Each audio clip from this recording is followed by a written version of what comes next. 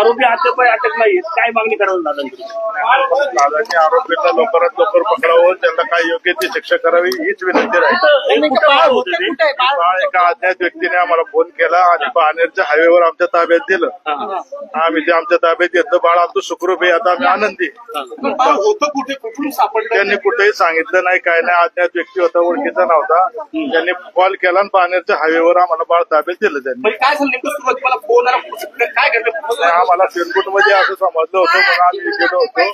घेतलं पण पिरकुटमध्ये जाताना आम्हाला एक कॉल आला अज्ञात व्यक्तीचा की बाळ माझ्याकडे आहे, तुम्ही पाण्यात हायवेला आहे. हायवेला त्यांनी आमचं बाळ आमच्या ताब्यात दिलं आणि ते निघून गेले. आम्ही विचारलं नाही कोणी काय नाही, अज्ञातच व्यक्ती होता.